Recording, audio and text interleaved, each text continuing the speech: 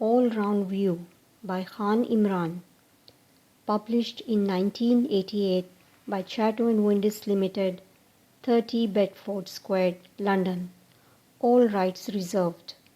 Copyright Imran Khan, 1988. Topics: Biography, Sports, Cricket, Pakistan, Khan Imran, Cricket Players, Autobiography, Cricket Biographies. All-Round View. Chapter 4. Captain of Pakistan. It hadn't crossed my mind that I would ever be asked to captain Pakistan, nor had it been one of my ambitions. Ambition has always played an important part in my life. To begin with, I had wanted to be selected for Pakistan as a batsman or a bowler.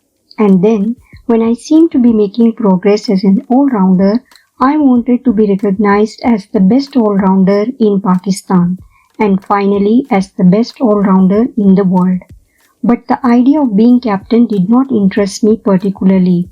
I never thought it would happen, because for some reason fast bowlers have always been considered unsuitable for the job. When I discussed the captaincy with friends, I became discouraged. My close friend Iftikhar Ahmad, who has been a well-known commentator on cricket in Pakistan for many years, tried to dissuade me from accepting the job because he felt that the extra pressures of captaincy could adversely affect an all-rounder's performance. He gave me the example of Ian Botham, who only the previous year had been removed from the captaincy of England after a disastrous spell. It may have been a coincidence, but no sooner had he been relieved of the captaincy than Botham started producing the old magic again, and almost single-handedly destroyed Kim Huck's Australian team. Other friends pointed out the sad history of Pakistan captains over the years, a tale of woe, with most of them having been mistreated in some way. Either the board had got at them or the press had been merciless in its treatment of them. It must be understood that there is a great divide in Pakistan cricket between the two major centres, Karachi and Lahore. According to the parochial press, either Pakistan's Karachi-born captain was discriminating against Lahore-based players or vice versa. However the team was selected, the two press factions would find something to argue about. The same thing happens in India, where the two main power bases are centered on Bombay and Delhi, and to a lesser extent in England as well, but on a north versus south basis. Finally, I was worried because Pakistan teams have always been difficult to handle. For some reason, Pakistani and Indian players seem to be more individualistic in their approach to the game than those from other countries.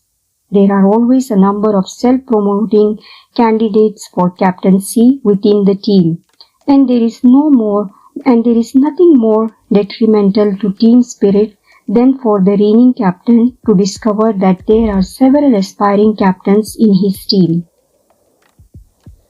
The moment the team loses, small pressure groups form within the side. In every team, there will be the odd, discontented person. I first noticed this on my first tour of England in 1971. During the third test at Leeds, Pakistan had every chance of victory, and I became more and more tense as the climax approached. I was stunned to hear two of our players, who were not playing in the match, expressed the hope that certain of their colleagues would fail so that they would stand a better chance of test selection. It didn't seem to matter to them whether Pakistan won or lost. This attitude often reared its head during subsequent tours by Pakistan. Obviously, some teams were more cohesive than others, but I felt in general that the players lacked determination and a feeling of team unity. Once or twice I remember seeing players who harbored ambitions for the captaincy expressing pleasure at our losing because that would advance their hopes. I could never understand such an attitude. Despite all my reservations, I eventually decided to accept. I did so because I realized that it was a great challenge, and also because I remembered that during my time at Oxford, my only other experience of team captaincy at first class level, my own performances had improved with the responsibility of leading the side. I had led Oxford in 1974 and had started the season in good form, with 100 in each innings against Nottinghamshire, 5 for 56 against Warwickshire, 5 for 96 against Derbyshire, and 170 against Northants, whom we beat. And when captaining Oxford and Cambridge against the Indian tourists, I had hit 160 and 49 and taken 4 for 69. I realized that captaining Pakistan would be vastly different from leading Oxford, but after a good deal of thought, I decided I should take the job. My decision was also helped by memories of our dreadful tour of Australia in 1981-82. There had been no team spirit in that trip, which was conducted almost throughout in a haze of bickering and argument. I knew I could do a better job than that, and could at least ensure that team selection was better organized. As for team spirit, it couldn't be any worse than it had been on that tour. Zahir, who was also playing county cricket, called me up and did not hide his disappointment. He was very honest about it. From the moment I accepted the captaincy, I was determined that I would not be left out of the selection process, and I insisted on being consulted. I also knew that I would have to find a way of restoring the harmony in the dressing room after the events of the preceding 12 months. We started the tour in a remarkable fashion with confident performances in the first-class matches which preceded the first test. Abdul Qadir, for whose selection I had fought really hard, bamboozled the county batsmen and received rave reviews in England. I was delighted because just as I was leaving for England to join Sussex in April, I had bumped into Qadir at the Lahore Gymkhana Nets. He seemed very disillusioned, and I was shocked when he talked in terms of giving up cricket and concentrating on business. He had failed in England in 1978, in India in 1979, and against the West Indies on spinning wickets in Pakistan. He had been dropped midway through the series and had not been considered since. I couldn't understand why he had failed, because whenever I played against him, whether in a match or in the nets, I had always found him difficult to read, whereas I never had much of a problem with Mushtaq and Intikhab.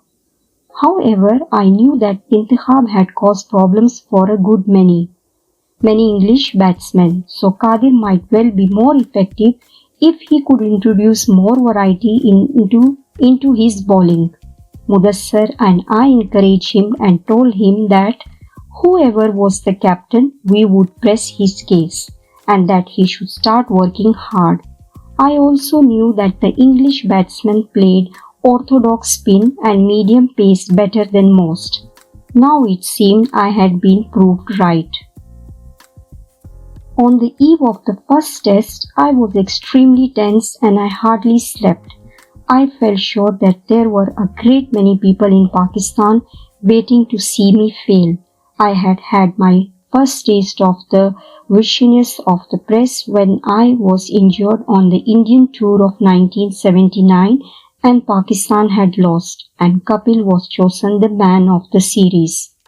And because I, along with the rest of the team, had refused to play under Javed Miandad, a section of the Karachi press had attacked my appointment as a captain on a regional basis because a Karachi captain had been dislodged by a Lahorite. I also suspected that a lot of people were expecting me to fail in the same way that Botham had flopped as a player when he was made captain. There were also the prospect of my first duel with Botham in a test match. But what worried me more than anything else was proving myself in front of my team. Except for one reason at Oxford, I have never been a captain, yet I was now captaining a team which had revolted against its previous captain and included 3 former captains and 3 former vice-captains among the regular Test 11. Whenever a new captain is appointed, the team, like the public, gives him a chance but only respects him if he is good enough to take it. No one can ever demand respect in sport through authority or threats. So for a while I kept a low profile in team meetings, leaving Intihab, the manager, to do most of the talking. There was another reason for my feeling anxious. Before this first test as captain, I had made an agonizing personal decision.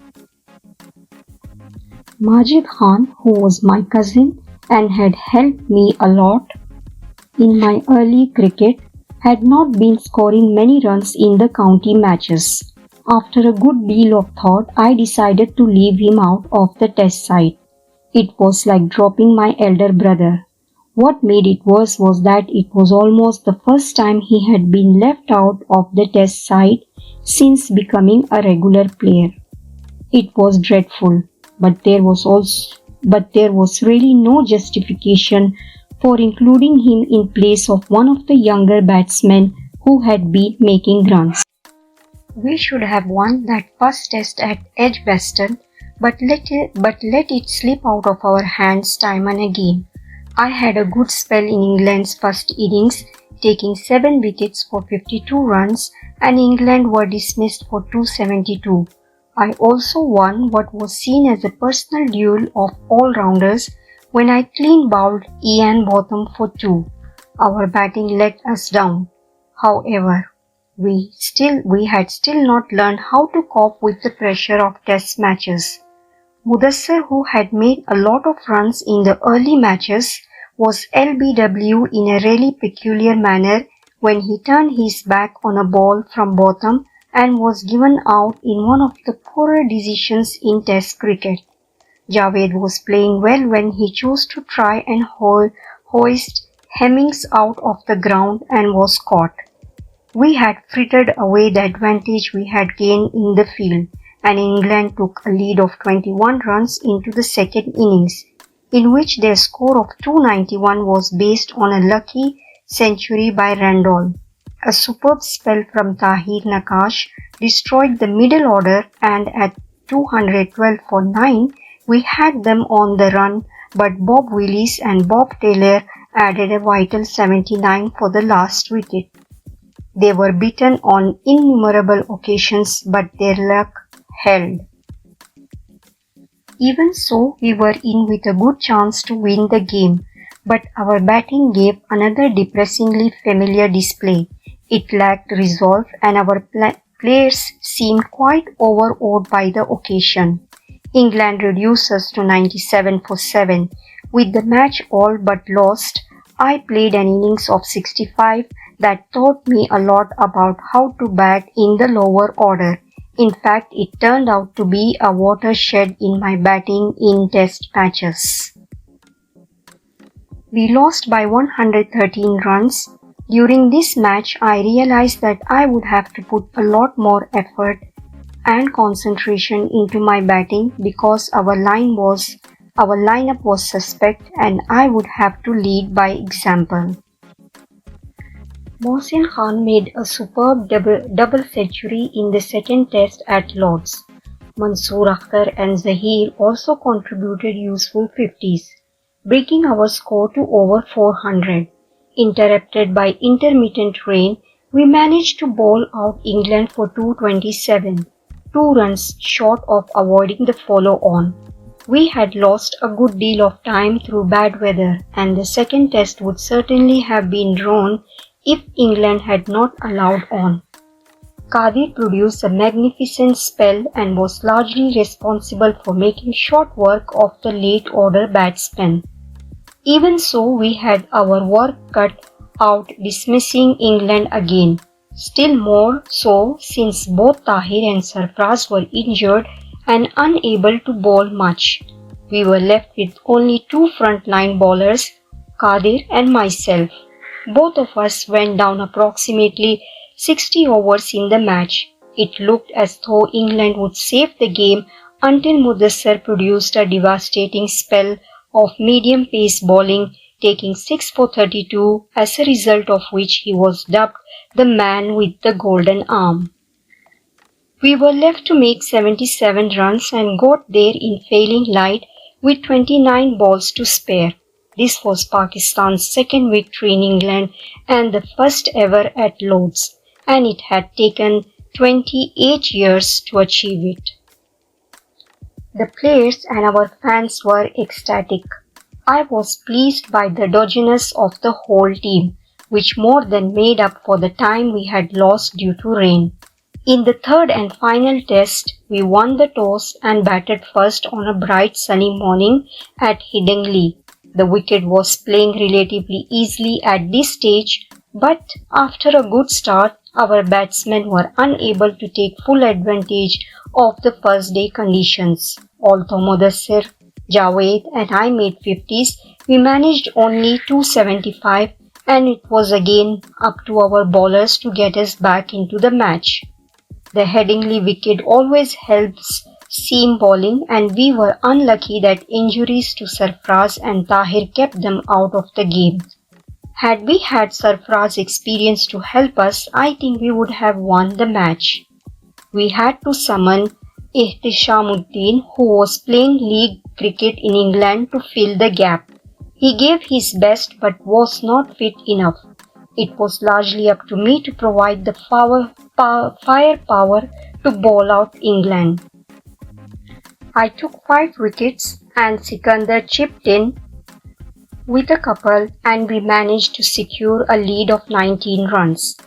In our second innings, Javed made another fine 50, but the rest of our top order didn't do anything.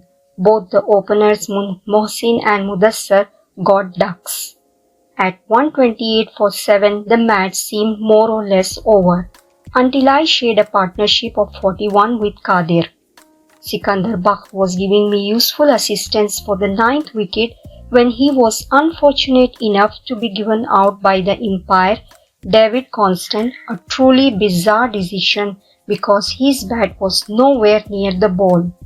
As a result, England were left with 219 to win.